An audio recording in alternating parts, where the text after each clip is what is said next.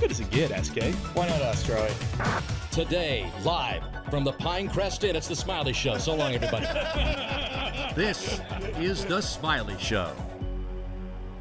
Welcome back to the Smylie Show, where we have, for, I guess, Smylie, the week after a signature event, 2 weeks after a major, and what could feel like a lull week with the team event. It's usually kind of more fun vibes than it is serious competitive. We've got a ton of news. We have two brothers winning, 3 years in the making. We have the first women's major of the year and a superstar winner there. We've got the naming of the Team USA Ryder Cup captain we got to talk about. We've got some stuff on the PGA Tour schedule. Lots to dig into, Smylie. But shall we start with, we had, you're positioned well here, right? I'm looking at this Zurich Classic leaderboard, and what did Ryan Gerard and Sudarshan Yelamaraju do? Just like we drew it up, right? Made the cut narrowly. I think they were, maybe 34th there. Sure, they had a good time. You got a good hang, but we are in the catbird seat to get you a start next year at TPC Louisiana. Well, definitely, as far as just, I don't know if the chemistry was there, making the cut on the number, not doing anything on the weekend. You have to question whether that chemistry was as high as it needed to be. Ryan Gerard, first off, if they would have missed that cut, the text I would have sent, Charlie, it would have been something along the lines of, we could have done that, buddy. Like, easy. What are you wasting your time in New Orleans for? We could have had a lot more fun. Nothing at Yelamaraju. You could, in a couple of nights of fine dining with Keith Mitchell. Oh, come on. Just went straight to Bourbon Street after the Friday round, and just maybe hung around and just watched the rest of the guys play on the weekend. Just made a little weekend out of it with the boys. Yeah, 100%. The fellas, by the way, I never even got into all the boys that were pretty primed to make a New Orleans trip. They weren't quite ready for that. The last time, I'm not going to speak their names, but they had gone to Harrah's the night before and didn't even sleep. Went straight to our morning tee time, and I was walking down the right side of the fairway towards the cart, now heading towards the cart path on, this is number 12, and I see this group roll up, and buddy, their eyes, whew, they had to send one of the guys over like to a nice bed of pine straw so that they would find him when we made the turn. I think it was like a good spot between the nines. It's like, hey, spend an hour here underneath the tree in the pine straw. Looks cozy and comfy. And they did. Took a nice nap, and I think he was primed and ready and woke up on the other side. Just got to rake some pine straw together. Just make sure you don't get prickled. Just got to lay down in there, nice and cushy. I like that. That's not the first time that's happened either. It happened on the Corn Ferry Tour in Dallas. Had my buddies drive from Birmingham, which is like a 10-hour drive. They stopped in Shreveport overnight, and they also pulled an all-nighter, and then got to Dallas, and then also one of my friends took a nap in the pine straw. So it's listen, being a spectator, it's not as easy as it looks, and sometimes I didn't give those guys enough credit, but once I spent 9 holes of just watching golf, and commentating is different, right? Because I got my earpiece in, like I'm in the zone, I'm listening. But when you're out there having to go into the beer line, you're going into the concessions, in the bathroom line, there's a lot going on. Then we got to get some food. What happens if it rains? If there's inclement weather, what do we do? You don't have a caddy as a spectator. You don't have a player services card that can come out and pick you up. It's a lot of strategy involved and making sure you can hydrate, and then you can compete with the hydration with some sudsy beverages, some food. So big of you to shout out the fans. Hey, good on you guys for working hard. And I had our army, if you will. They had a track record of never making. They actually were better at making the morning tee time than they were at making the afternoon tee time. They saw that 1 p.m. tee time. They said, oh boy, we have nothing but a night ahead of us.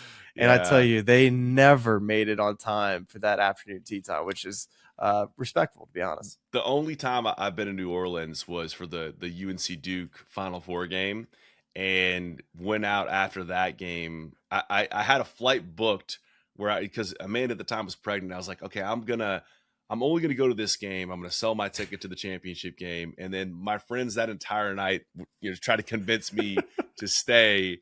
And so I went to bed probably like 45 minutes before I thought I would have needed to wake up to go to the airport. And at that point, I was like, I'm just going to stay and explain it to Amanda in the morning. And so I just spent 45 minutes in bed wide awake, just like, is this a good idea or a bad idea? And just Irish exited the Airbnb, went straight to the airport and got on. Sure. And, which was a good move. Unfortunately, we lost Kansas, but that game was one of the greatest of all time. Great place. What a great place, New Orleans. One other quick note on Smiley's Army. I think if you happen to see the tweet resurface, they actually had a pretty good Twitter there for a while, a decent amount of followers. And the Army was based off of Arnie's Army, right? Like that was such a cool thing. It's like, all right, let's see if we can create our own brand here, if you will. And so Big James was the head of the Army. And I told James, Great like, leader. hey, why don't you guys do merch? And so they had a collared shirt that they sold. They had the Harambe t-shirts they sold. There was an artist that went to our high school that drew up all this stuff. I think they had some type of deal. I was like, guys, y'all do whatever the hell you want to do. All I'm asking is that you don't, first off, you don't get me in trouble in any way, shape, or form. That's number one. But number two, anything that has to do with shipping or returns or answering emails, I'm out. But whatever you guys make, like put it into the fun pile of the traveling. So this is, none of this money was going towards them profiting by any means. It was for them booking flights, Airbnbs. It was their all-nighters vacation at Harrah's, things like that. It was their vacation fund. That's right. Just let it ride. That's another. You take some profits from the Harambe shirts and you put it all on black. You double that up. That's another event right there.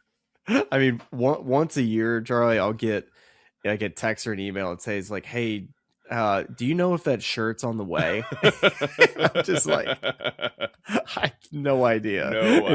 And neither do they. Gosh, the Harambe t-shirt, the Angel on the 18th, was an all-timer. That one, people still are.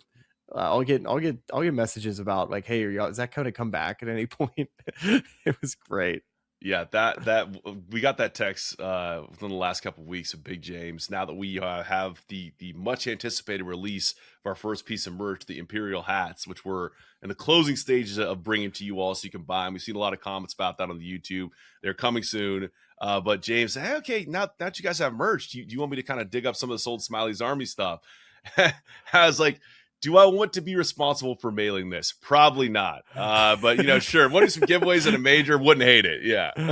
No, they're a tightly run operation. You don't have to worry about that. LLC. Trust me. Yeah, I'm sure they're on top of that. Shall we talk some golf? Shall we meandered a little bit around the Zurich itself in Louisiana. No, that's the Zurich though. That's the Zurich. It's perfect. It's perfect. I played with Harold Varner one year. And I played with Tom Lovelady the other. It just was not a serious event. HV, you guys could sync up on the purple. That at least works. ECU, oh yeah, LSU, we had a great time. Never played well with the partner. I actually played better, just like when it was the old stroke play. It's a golf course. It's pretty open. There's some water out there. A lot of mid to long irons. It's a golf course that I don't know if. When they first came up with the whole idea of best ball and alternate shot, I think the PGA Tour players, I remember, that period of time of how excited we were of the possibility of playing with a buddy and winning on the PGA Tour with a friend and just kind of breaking it up from the norm. They had the walkout songs. It was kind of a big deal at the time. And I feel like they had some pretty good fields. And that was the whole idea, I think, from Zurich's standpoint, was how can we get better fields, make it a little bit more fun? And I think in where we are now in 2026, I guess this probably started back in 17, give or take. So it's been going on for 9 years or so. And I think we're to the point now that I don't know, outside of a Matt Fitzpatrick and Alex Fitzpatrick winning, which is going to be one of the better storylines. Again, the tour is kind of lucking into some of these storylines. It's another great one. But how sustainable is it? Like, this was not a great field. And I feel bad for the players that are trying to keep a PGA Tour card.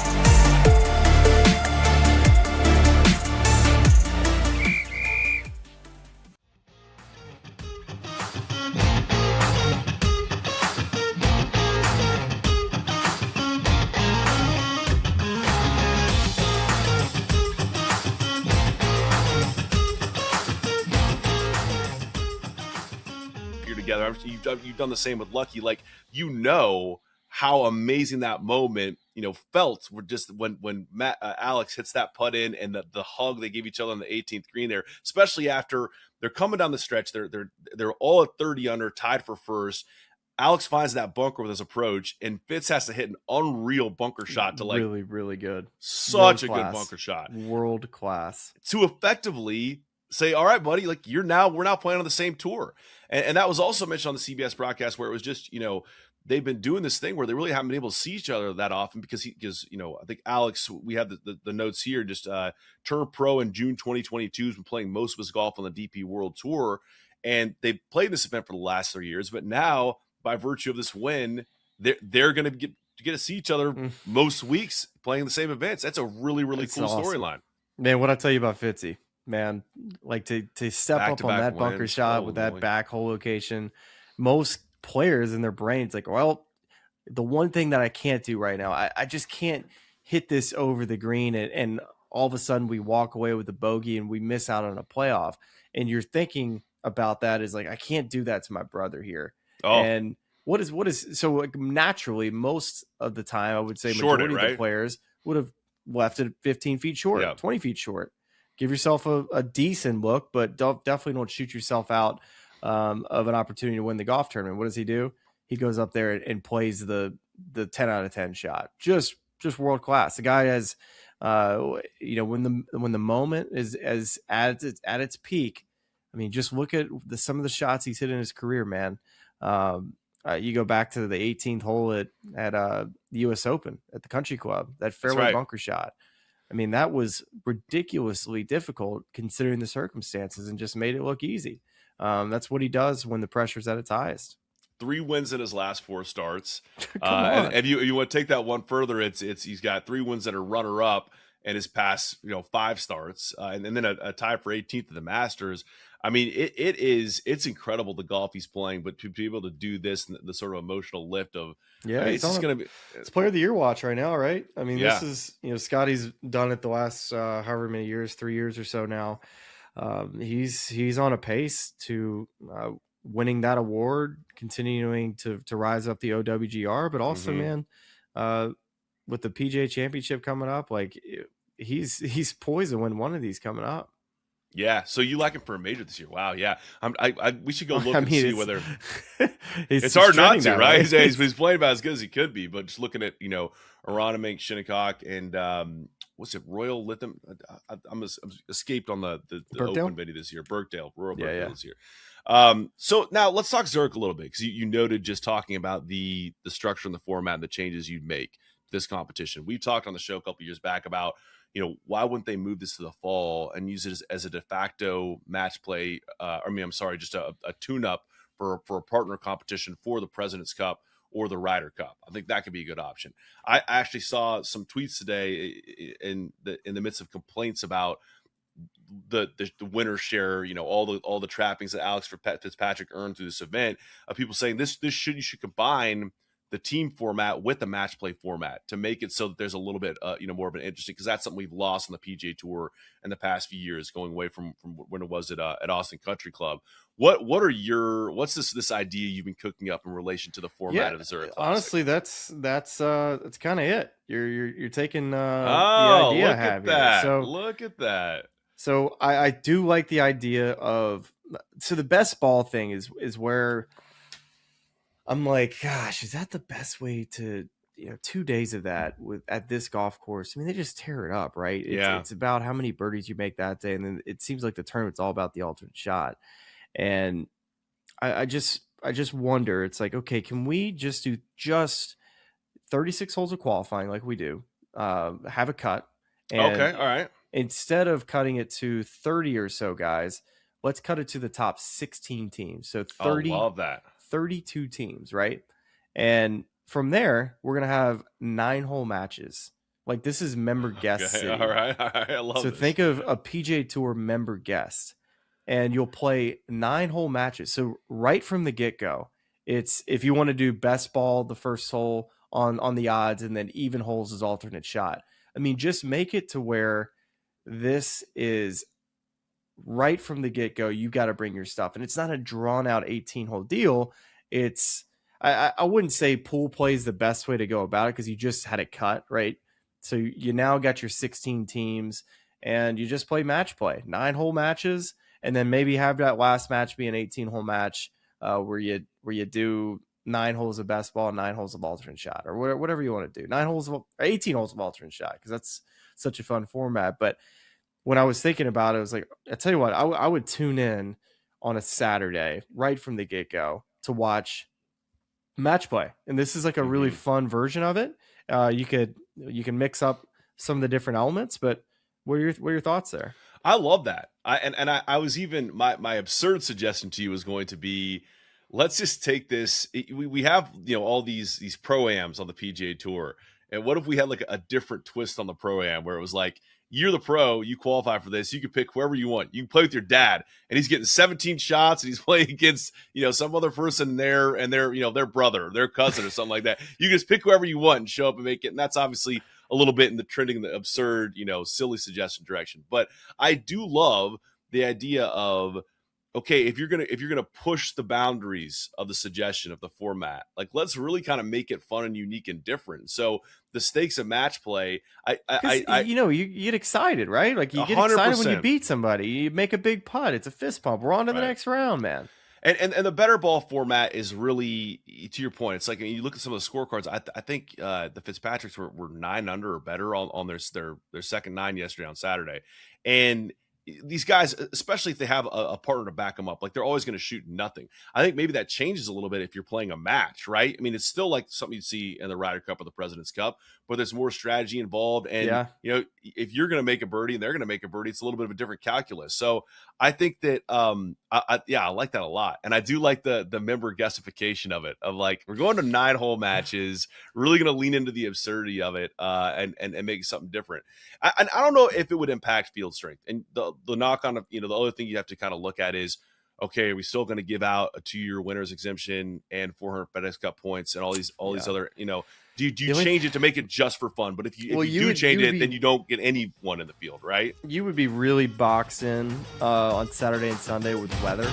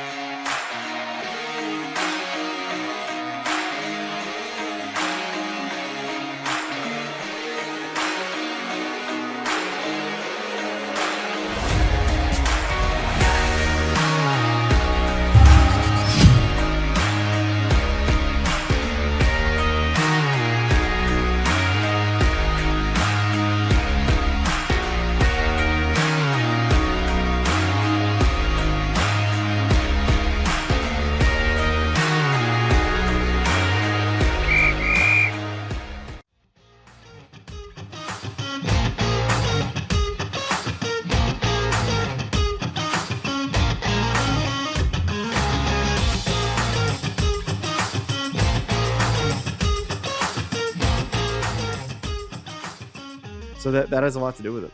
Yeah, when especially Rory, if he's told in past years, he's told the media that he intends to play less. He really his focus is going to be on the majors and then the biggest events on a year-to-year basis now. And then this year, his formula was playing in the Players and taking 3 weeks off, and then going out and playing the Masters.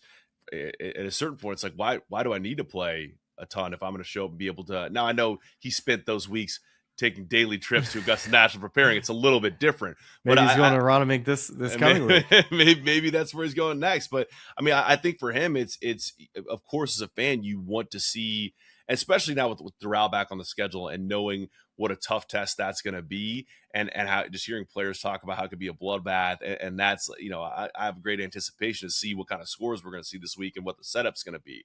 But for Rory, I completely understand saying my best tune-up's not going to be to go kind of do that grind and then go, try to win a signature event at Quail Hollow and then be on my third week at Aronimink, especially having played a little bit less, having my body adjust to that. Yeah. That's maybe not the best formula for him. And it's also crazy too to think Scotty, could, by virtue of playing all the, he wants his prep schedule to look different, is going to have to sit out an event at Quail Hollow where he just won the major last year. I mean, would have been a happy hunting ground for him too.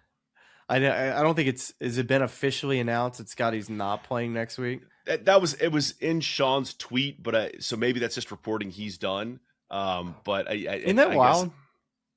It's crazy. I mean, wild to me. And this is why, I mean, I think, but he can't play 4 in a row. That's the thing. Like the Texas guys, like Jordan and Scotty, that's right, are just it's the worst part of the year for them because they have to take one off. What is Scotty going to do? Is he going to play Doral, Charlotte, PGA Championship at Aronimink, Byron Nelson, Colonial, and then Memorial? Like Jordan's going to play all of them. Like I think he's legitimately playing 6 golf tournaments in a row unless he were to win one and could afford to maybe take off a Charlotte or something like that. But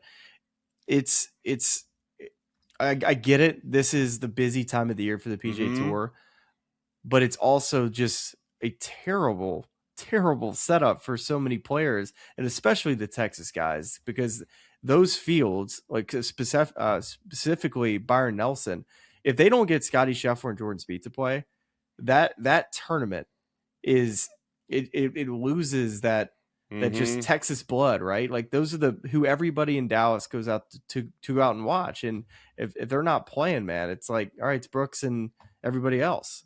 Well, and I understand too why at some point in the calendar, when you have the amount of signature events that you have, if the whole goal is, I mean, of course, it's having the best players in the world and the best of the PGA Tour play together, but there's also this next 10 swing 5, this way to kind of play your way into these events where you can't have them too late in the calendar, because at that point you don't have a ton of opportunities to play your way into both those events and the playoffs at the end of the year, right? There should be more signature events as we go out throughout the year.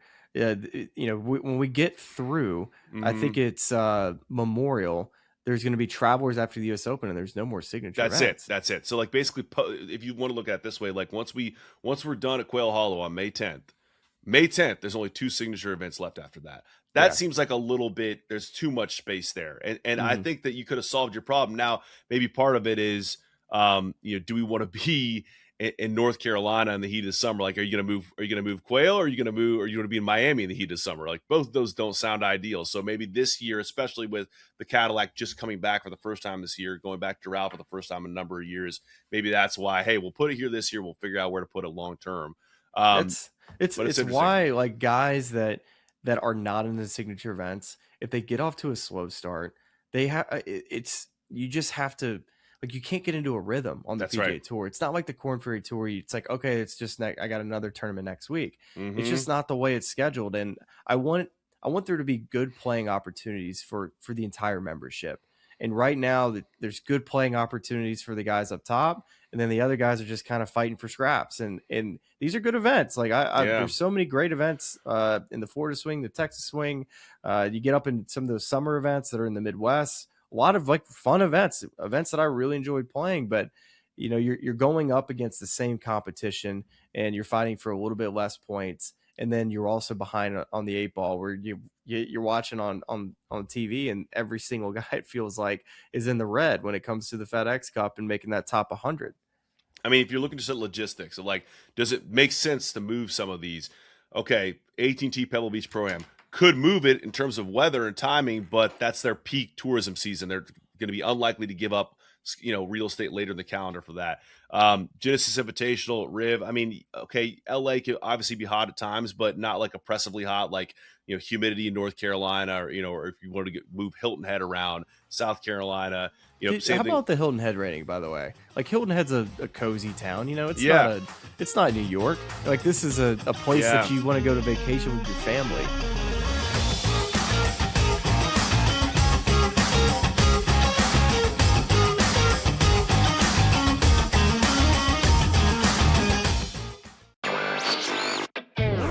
We're seeing, as sports betting is continuing to rise, that some of the potential issues around it are rising too, and these companies are having to deal with that. You have several lawmakers have introduced bills across states in Congress to potentially curb some of the problematic activity. In some cases, like in Ohio, we talked about last week, to potentially end online sports betting. Newswire. Only on SportsGrid. They do nothing fancy, the Philadelphia Flyers. There's nothing like, oh my God, like they basically, Kevin, can like hand you their playbook before the game. Like seriously, they can say, yeah, this is what we're going to do. These are our lines and this is how we're going to match up against you. Like, you know it. Like, you know what I mean? Like, and you know it. There's nothing you can do about it. Game time decisions. Only on SportsGrid. When Ruben Bain's name got called, this is the greatest moment, one of the greatest moments of your life. You're going to look back at this tape all the time and watch when you got drafted and had his arm length. I said, are you shitting me? You're supposed to have a highlight here, not a low light. I was like, oh my God, man, that's insane. That was just incredible. And I thought it was so classless. Outspoken with Dan Cilio. Only on SportsGrid. This isn't the best Jason Tatum series we have ever seen. It is a series that I think Boston fans will remember forever.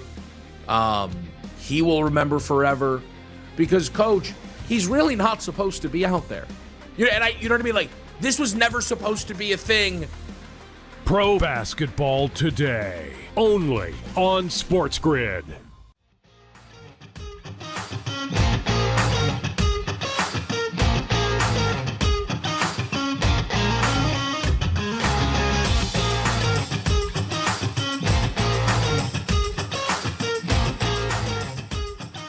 Way onto the signature rent schedule, and then you're just thinking, all right, so in that world you can't have these guys not play.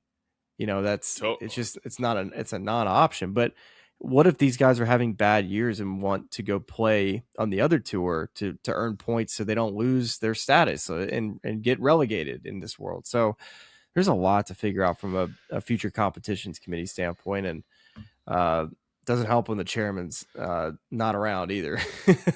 So, yeah. We haven't heard peep from Tiger, by the way. Yeah, well, I mean, it looks like he's out of the country, getting treatment which is, obviously that should be his highest priority. Dude, you just throw me up softballs for my segues today. I feel so good about because you're talking Tiger. And what we're going to talk about next is the newly named Team USA Ryder Cup captain at Adair Manor, Jim Furyk. And obviously, Tiger was in the running for that position. There was like maybe a soft deadline of around the Masters, and then of course everything happened with the driving under the influence situation where he crashes his car, and now he's off getting this treatment outside of the country. And then in the weeks that followed, it was announced that Jim Furyk becomes his captain. The last time, of course, the only other time he captained the U.S. side in the Ryder Cup was in Paris, where they lost, I believe, 17.5 to 10.5. But that was famously, that was the week where there was the whole Patrick Reed, Jordan Spieth thing, which is interesting now that Reed's coming back to the PGA Tour, could be in the mix with some of these teams. So just give me your first sort of reactions or inclinations of like what this decision represents, especially against the very different direction that they went with Keegan Bradley at Bethpage Black. I think this was the only option, in my opinion. I thought Jim First off, getting to know him a little better just in the broadcast over the beginning part of this year, working for Golf Channel. Jim's an exceptionally, first off, he's always been a talented golfer, but also very well spoken. And I think he's very smart. And the things that he does say, it feels like it has a general impact. And from talking with guys who've been on teams with him, but also just in the room, as far as just, what he carries. And I think Jim's, when he speaks, people listen. And I think that's important in this role, right? I think it's easy to give the rah-rah speech and to try to come up with these lineups and have the right team. But I think Jim has learned a lot over the years, right? When you get that opportunity to be a Ryder Cup captain and it goes poorly, I think everybody's quick to say, well, he shouldn't get another opportunity. And I think many people can judge every single decision that he made that year and say, well, we don't really know what was going on behind the scenes. It could have been a nightmare that he was dealing with. He may not have had a chance at all from, whether the guys on the other team just played that much better, they played poorly, but also you don't know what the team dynamics were. I know a fraction of that falls on the captain, but I think as we move forward, what have we seen from him that has proven to be, that he earned this position? I think when you go to the President's Cup in Montreal, I thought he did a tremendous job. I thought he had a ton of conviction in what type of team he wanted and the guys that he picked. I think he left JT off that team, which I think it's easy for many of these captains to not want to leave off players that are of the caliber of Justin Thomas. I think most people would say you can't leave him off the team. Well, he did. And I think that speaks to Jim and his confidence that he has in a decision that he made. And I think when he spoke in the media with these picks after the President's Cup, I came away thinking like, man, this guy like really is strong. And I think that and it's no surprise that the guys played really well that week. I know it's a little different playing a President's Cup and a Ryder Cup, but still, I thought he did a really nice job that week. And then you go to he was in another Ryder Cup room, of course, with Keegan Bradley this past year. And so he's got all these years now of experience that I think helps. I'm sure there's going to be plenty of changes that are going to be made, whether it's the stats side or just how the team is formed and lineups and all sorts of things. But I think there is a level of comfort from the players in Jim Furyk right now. Yeah, it's interesting just to retrace this whole. I think there were some calls on social media of should we have tried a Stuart Sink or a Justin Leonard? Should we try to continually be bringing in new blood, because otherwise it feels like what was, I guess, 2 Ryder Cups ago, the loss in Rome, which was the boys club, right? And so I think that there is some that was by some virtue why Keegan Bradley was picked for Bethpage Black, of like, let's bet in a new captain, let's try someone out. I think that Shane Ryan, who's written extensively on the Ryder Cup and is obsessed with the topic, wrote a really interesting piece just detailing the maybe just the evolution of the captain of the U.S. side in these competitions, and then just the success they found initially with Paul Azinger and his pod system and things like that, and then how that sort of developed and evolved to this task force more recently that Furyk was a part of alongside Steve Stricker and Davis Love III. And so Furyk, even though it seems like a safe choice, a choice kind of falls back in this sort of the boys club world, I do think that like you're already fighting an uphill battle. It's very, very hard to win a Ryder Cup on the road. And we know that there was, even though there was this huge charge in Sunday singles at Bethpage that was inspiring, there might be some scar tissue for certain players. And having a guy like Jim who's won, we know the President's Cup's not the same level, but most recently led largely the same group of guys to that win, Montreal, and to be able to kind of have that experience, that steadying hand, but also maybe get back to some of the stuff that was their recipe for success while borrowing pages from, what Eduardo Molinari and, Luke Donald are doing with kind of these advanced statistical analytics. I mean, it really, I think that's the thing, that whether it's sort of cliched or what, I mean, there is some truth in it, but it's like every time we compare the Americans to the Europeans, it's like, well, the Europeans have this far advanced structure. Like they're so far, they're doing scouting trips already. We don't even have a captain, picked.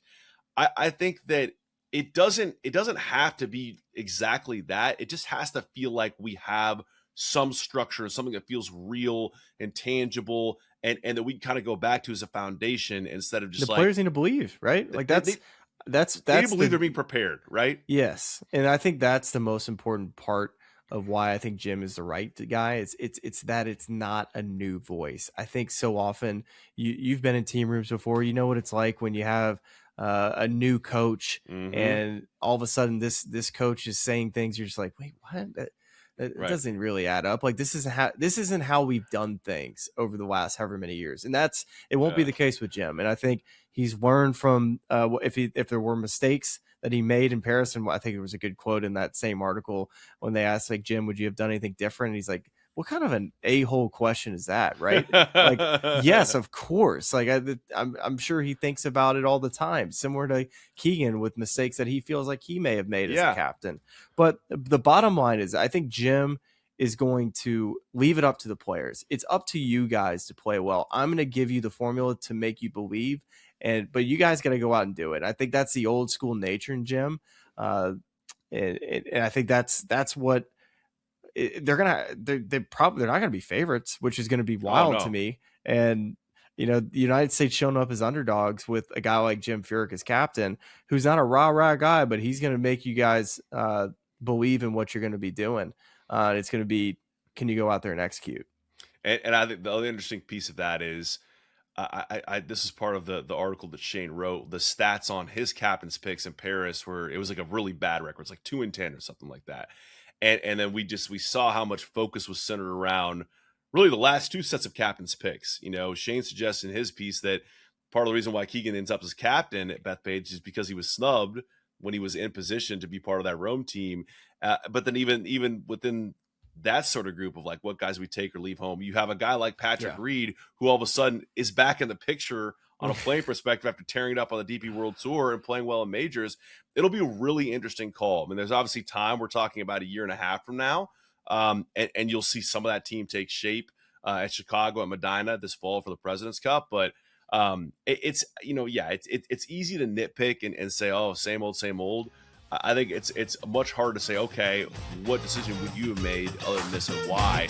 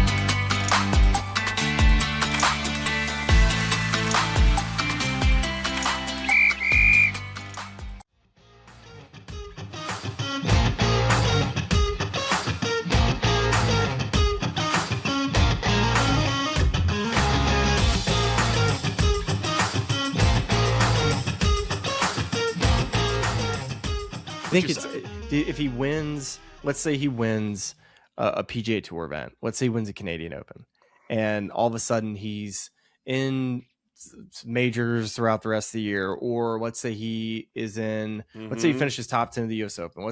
And then he goes and plays the Travelers. Let's say he doesn't win, but finishes like top 3 or something, and maybe wins another PGA Tour event.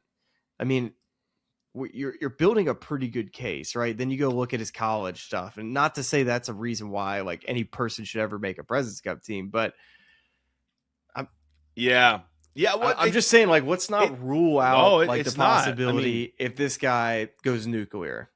And even looking at Luke Clanton's that kind of mid to late summer success that a lot of these young guys have had who are coming out. I mean, Luke obviously plays an amateur at that point in time, but it's not. I mean, once you get past.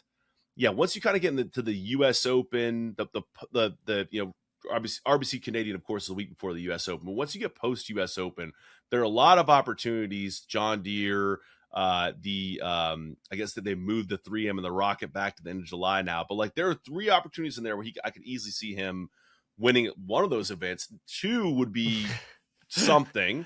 He has to win. He has to win twice to even be considered in this. You think so?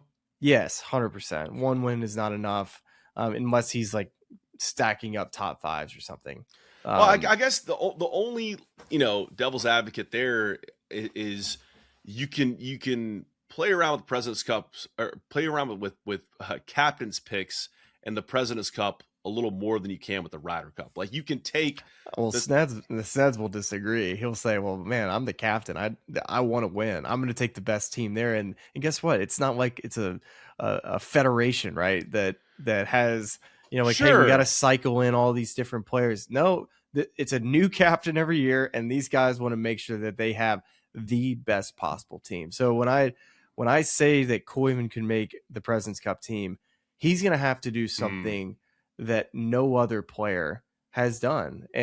Or I should say very few have done a Jordan Spieth type of rise in the summer. Now Jordan Spieth had a much longer runway. Like he got to play a full season of sponsors invites early that got him onto the PGA Tour schedule. Next thing you know, he's winning a John Deere, and then he's getting into he's getting invited by Stricker to play at the Memorial in the President's Cup. So it can come quickly, but it has to. For him, starting in May, he's so far behind the timeline that if he goes out and wins NCAAs, right? Like now he's won just about every college event he's played in. He goes and wins twice on the PGA Tour. I think there would be a case. Now there's going to be other much more attractive candidates based on what they've done on the PGA Tour this year. But you're like, man, that'd be kind of fun. I'm going to pull up that points list right now while we're talking, because it would be interesting to see who's near. And I think also this is an interesting year because you have like these newcomers who, like Chris Goddard and Jacob Bridgman. Right now, it's going to be almost impossible to leave them off the team unless something happens drastically the rest of the summer. And those guys weren't in the picture prior to this. But, okay, here's your current top 12. I'll just read them in order. Scotty Scheffler, Cam Young, Russell Henley, Colin Morikawa, Ben Griffin, J.J. Spawn, Jacob Bridgman, Chris Goddard, Harris English, Xander Schauffele, Akshay Bhatia, Sam Burns. And then the first 3 out are Justin Thomas, Maverick McNeely, and Patrick Cantlay. So I mean that's a tough squad to crack. Yeah, I don't know who you leave out there, especially I wonder if Matt McNeely's going to get any like the same impact that Keegan being selected as the captain for the Ryder Cup because he got snubbed in the previous one. Matt being so close to making the last Ryder Cup team, if Brandt Snedeker sees that and says, you know what, like let's give him a chance here and see what he can do. Jackson's so far off the radar making this team. I'm just letting you know. I love it. I just said it first. I want to put it in the air. Just think about it. If he goes and wins NCAAs, he shows up onto the PGA Tour probably as accomplished. One of the top however many collegiate players that's come out in the last however many decades. Man, like he's gonna have very, very high expectations by everyone, and we'll see. Right? It's different playing as a pro. I like it. That's a proper hot take. With this kind of, we don't do hot takes like that in this country anymore. We do a lot of contrived takes. That I like that one. 2 wins for Jackson Koiven, and he's on the team. I think the national championship needs to be in there too. I think that probably needs. I think he probably needs individual stroke play. Yeah. Okay. Yeah. All right. Okay. Win the Indy Natty and then go win. If you go win one PGA Tour event and then a couple top 10s at some majors and then top 5 at a Siggy. Have they announced the Jack Nicklaus Award yet for college? Yeah, they probably already gave it to Jackson. I mean, come on. Pick off the first win in his start at Memorial. Oh, he'll be at Memorial. Yeah, get a little signature win there, and then like John. Could he be Deere playing as a pro too? Oh, they'll still give him the exemption if he turns pro, right? Like for winning the award. Like some events that. Yeah, okay, interesting. All right, thanks. All right. You would think so, right? Keep an eye on the space. Keep an eye on the space. All right. This is I love this. We're cooking now. We're on Koiven watch for the rest of the summer. There are 2 ones I want to hit out on the ladies' side of the game. Smylie, we have to mention, of course, Nelly Korda's win at the Chevron Championship. This is I love getting back into my routines where I'll wake up early with Cadillac and we'll watch ladies golf and catch up on the highlights on the app up there. So it's nice to get back in that routine. Expose her to the best players in the world. The thing I thought was interesting about this win was, so Nelly goes wire to wire. It's at a new venue this year at Memorial Park, which obviously just hosted the Houston Open on the PGA Tour. And there was, the Carlton Woods venue the last couple of years was disliked for a number of reasons, like both because we were leaving the original Dinah Shore Poppy's Pond location. They're jumping in this like weird murky water that maybe had alligators in it. We were not sure. That feel was weird, and also just didn't feel like a proper major championship venue.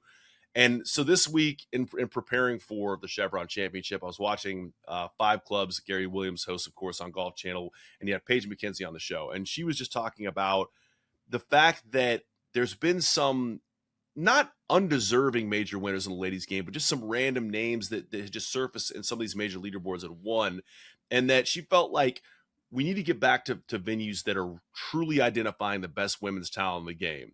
And I don't think a prediction could have been more spot on where you go and see Nelly Korda go wire to wire at Memorial Park. And I think, again, we have less depth of coverage on the women's side of the game, but I do think it's interesting when you take a competition to a demanding, exacting venue, one that people care about.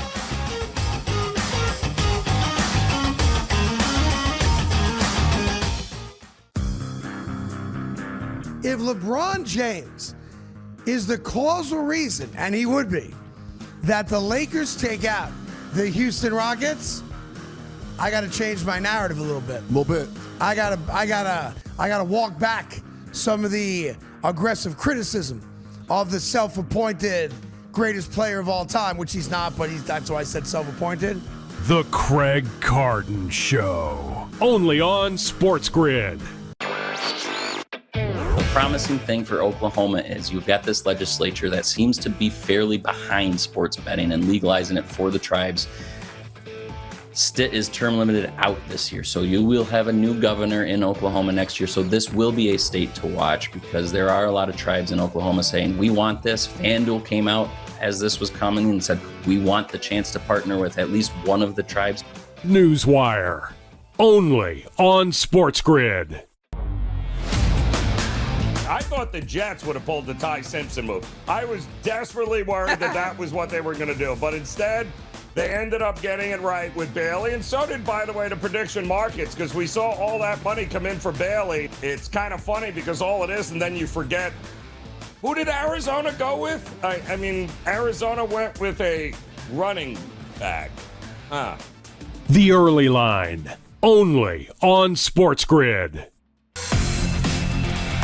It's a 7-game sprint with a whole lot of volatility, right? You don't want the best team, so to speak, Donnie. You want the team that has a favorable group stage, weaker knockout path, and has some penalty variance coming their way here. Because this is all about the path to the final, Donnie. It's not about the best team because the best team can get knocked out. Prediction Markets Edge, only on SportsGrid.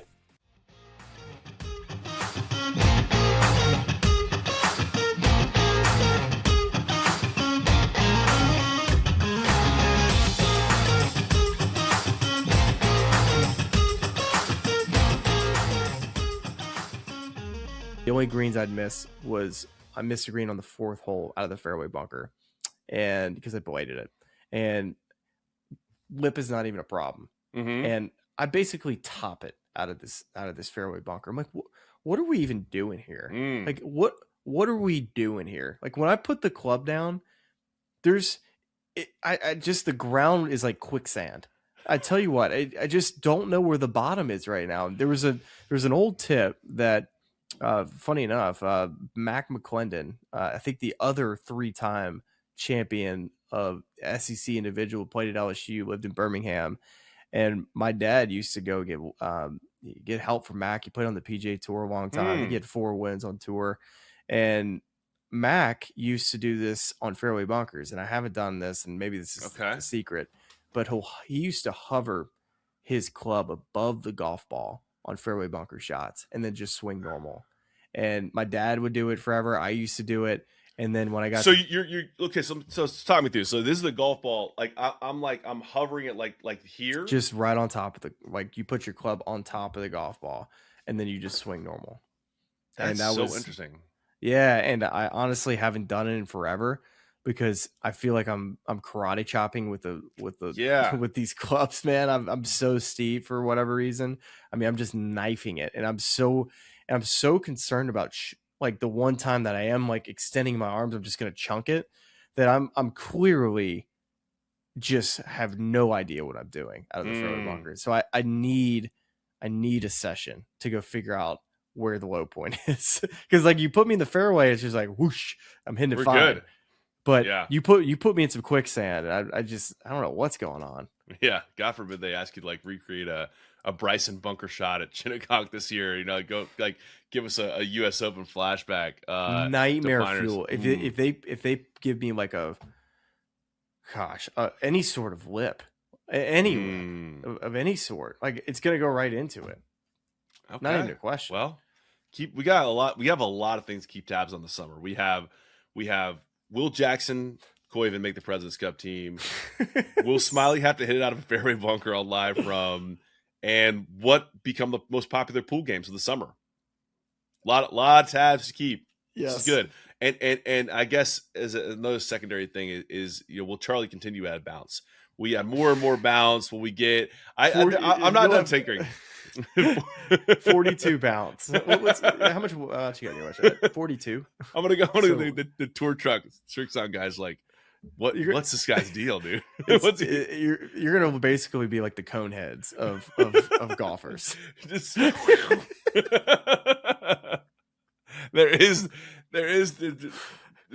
edge, leading edge. You're basically just getting it with the bounce. This one big hunk of bounce. That's so good. Yeah, I've just been pestering the heck out of Mike Hetrick and dude, Tony Sylvester. I got to shout out my guy Tony Sylvester because I told him I was playing the Z Star XV, and I hit 5 balls at the spitting, and they're like, "You need more spin. You do not need to be playing the XV." You're down. I was like, "Oh, that's what I play." Amberlin just sent me six dozen of the XB, so I'm really sorry about that. Tony hand delivered a box of like 12 dozen diamonds. I want to give a big hug. I was so happy. So swap those out. Great, man. Got the diamond. We're back in the diamond. We're getting everything dialed. I'm ready for a big summer. So like when the greens start to get soft though, go back to the XV. Yeah. Well, they just say it was more like a spin. I don't know. Who knows? No, you'll get. It's more like your 7-iron, like it's your baseline. You'll if you see an uptick in the spin there, that's good. That's a good thing. Okay, good. All right. Well, we got a lot to keep an eye on. Get a lot of things that we're excited about as we're heading into summertime. And golly, we've got 2 signature events in a row and then a major. Smylie. You don't say. You know, who would have thought? You don't say. I'll see you in Miami. I'll be in the booth next week. So. Oh, that's you. You will be in the booth in Miami, huh? Yeah. Fantastic.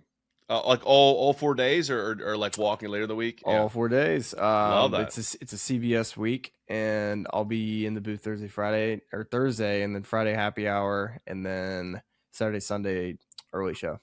Fantastic. And then I'm playing Indian Creek Saturday. Oh, that's right. You're gonna love it. God, that place is spectacular. Yeah, JL's taking me out there. How about this? Got a little Indian Creek Imperial hat right there. Two of our favorite things coming together. that's all we got for this week's episode. Stay tuned for some TBD content midweek, and the next week we have a guest to help us preview a round of we're really excited about. So watch the space on a number of levels, and thanks for watching and listening. We'll talk to you right back here very, very soon. We'll see you next week on the Golf Channel. This has been The Smylie Show. I listen to this podcast. It's really cool. And all of our lovely fans and subscribers, but make sure you like and subscribe. It's cool to see what you guys are doing. I know golf fans appreciate it, but we do too, so please keep it up. For all the good people at YouTube, like and subscribe. You guys have some good takes, so I'm happy to come on and shoot the